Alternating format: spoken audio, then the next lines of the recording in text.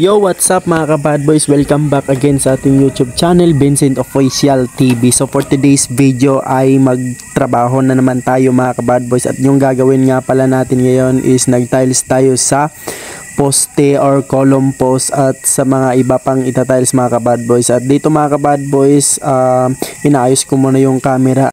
At ngayon mga ka-bad boys, umpisahan ko na nga palang tabasin yung tiles mga ka-bad boys gamit yung grinder natin. Ayan yung tiles na tatabasin natin mga ka-bad boys. May sukat na yan mga ka-bad boys, no. So ang tiles nga pala mga ka-bad boys, yung sukat niya is 60 cm by 60 mga ka-bad boys. So ayan, inumpisahan ko na nga pala tinabasan mga ka-bad boys para ikabit ko naman doon sa kabila mga ka-bad boys, no. So ayan mga ka-bad boys, sobrang tibay ng tiles mga ka-bad boys, kaya dinandahan lang natin pag tabas mga ka-bad boys, no. Mahirap na mabiak mga ka-bad boys, sayang yung tiles. Ayan.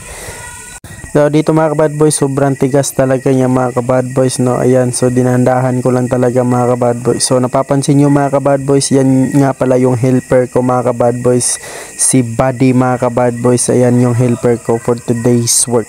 Ito naman mga ka-bad boys, nilagay ko siya sa flooring mga ka-bad boys para talaga hindi siya mabiak mga ka-bad boys, no. Ayan, so nilipat ko siya mga ka-bad boys at kakatingin na din natin ulit mga ka-bad boys. So dito mga ka-bad boys, naguguluhan ako mga ka-bad boys kung tama ba yung sinukat ko mga ka-bad boys. At ayan, sinukat ko ulit mga ka-bad boys kung tama ba talaga yung sukat niya mga ka-bad boys, no.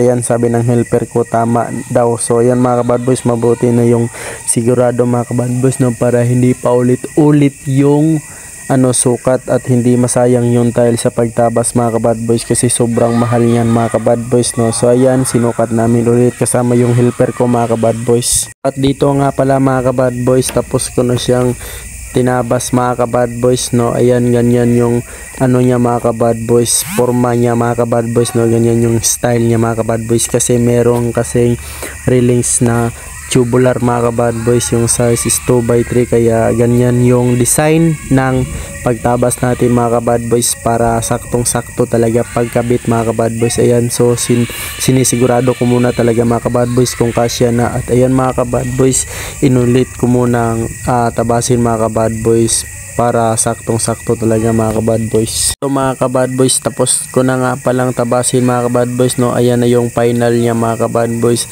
So tara mga ka-bad boys, ikakabit na natin to mga ka-bad boys doon sa kabila, no. So ganyan lang yung forma niya mga ka-bad boys.